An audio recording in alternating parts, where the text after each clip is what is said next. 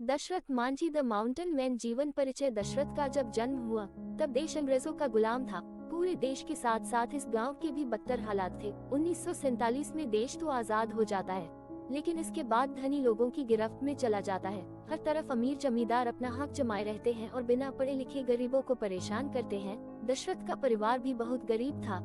एक एक वक्त की रोटी के लिए उसके पिता बहुत मेहनत करते थे। दशरथ का बाल विवाह भी हुआ था। आजादी मिलने के बाद भी गहलोर गांव में ना बिजली थी, ना पानी और ना ही पक्की सड़क। उस गांव के लोगों को पानी के लिए दूर जाना होता था।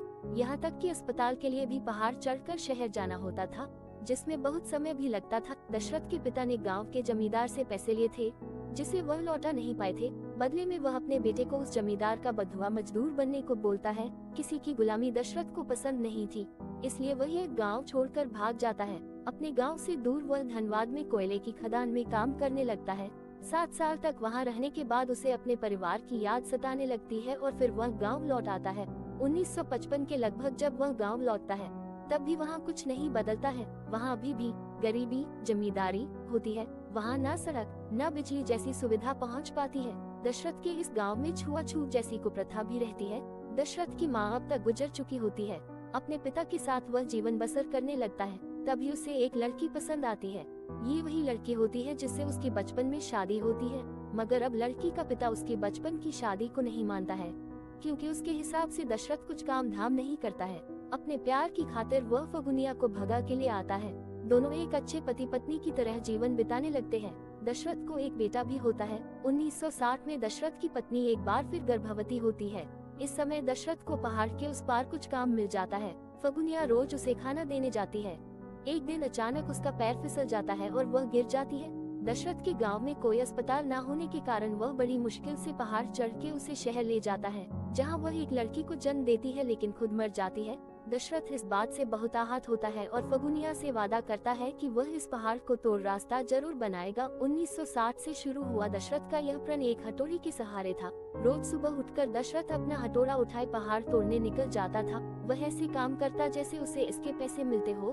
सब उसे पागल संकी कहते, लेकिन वह किसी की ना सुनता। इसी वजह से सब उसे पहाड़ तोड़ू कहने लगे थे। दशरथ के पिता उसे बहुत समझाते थे कि ऐसा करने से उसके बच्चों का पेट कैसे भरेगा, लेकिन वह नहीं सुनता था। किसी तरह कुछ पैसा कमाकर बच्चों का पेट भी भर देता था। ऐसा करते करते कई साल बीत गए और गांव में सूखा पड़ जाता है। सब गांव छोड़कर जाने लगते हैं, लेकिन दशरथ नहीं जाता। वह अपने पिता और बच्चों को भेज देता है। इस सूखे की मार में दशरथ को गंदा पानी व पत्तियां खाकर गुजारा करना पड़ता है। समय के साथ सूखे के दिन बीत जाते हैं और सब गांव वाले लौट आते हैं।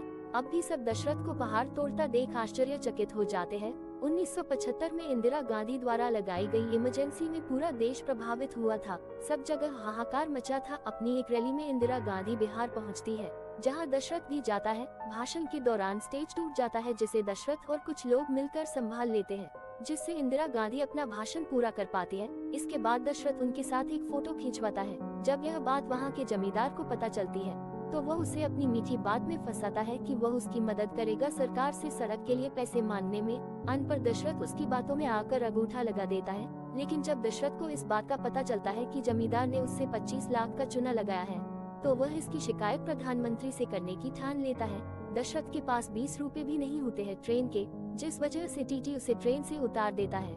लेकिन यह बात दशरथ को रोक नहीं पाती और वह पैदल ही निकल पड़ता है। दिल्ली में उस समय इमरजेंसी के चलते बहुत दंगे हो रहे होते हैं। दशरथ जब पुलिस को अपनी इंदिरा गांधी के साथ फोटो दिखाता है, तब उसे फाड़कर वे उसे भगा देते हैं और प्रधानमंत्री से मिलने नहीं देते हैं। थक हार कर दशरथ अपने घर लौट आता है। उसकी सारी उम्मीद टूट चुकी होती है। वह अब काफी बूढ़ा भी हो गया होता है। उसकी हिम्मत जवाब देने लगती है, लेकिन कुछ लोग दशरथ का साथ देने के लिए आगे आते हैं और पहाड़ तोड़ने में मदद करते हैं। ये बात जब जमींदार को पता चलती है तो वह उन सबको मार डालने की धमकी देता है और कुछ को गिरफ्तार करा देता है। लेकिन एक पत्रकार दशरथ के लिए मसीहा बनकर आता है और वह उसके लिए खड़े होता है। वो सभी गांव वालों के साथ मिलकर दशरथ के लिए पुलिस स्टेशन के सामने विरोध करता है। दशरथ को छोड़ दिया जाता है। 360 फीट लंबे, 30 फीट चौड़े व 25 फीट ऊंचे पहाड़ को दशरथ तोड़ने में सफल हो जाता है। 55 किलोमीटर लंबे रास्ते को वह 15 किलोमीटर के रास्ते में बदल देता है। दशरथ मांझी की बदौलत ही सरकार उस जगह पर ध्यान देती है और कार्य शुरू होता है। 1982 में दशरथ की मेहनत रंग लाती है और पहाड़ टूटकर रास्ता बन जाता है। 2006 में दशरथ का नाम पद्मश्री के लिए दिया गया था। 17 अगस्त 2007 को दशरथ की गाल ब्लाडर में कैंसर होने की वजह से दिल्ली में मृत्यु हो जाती है। मरने से पहले दशरथ अपने जिंदगी पर फिल्म बनाने की अनुमति देकर जाता है। वह चाहता था उसकी यह कहानी से दूसरे भी प्रभावित हुए। बिहार सरकार ने इसके मरने पर राज्य शोक घोषित किया था। 2011 में उस सड़क को दशरथ मांझी पथ नाम दिया गया। ऐसे लोगों से हमें जिंदगी में कभी हार न मानने की शिक्षा मिलती है। दशरथ मांझी को हम सबका सलाम है।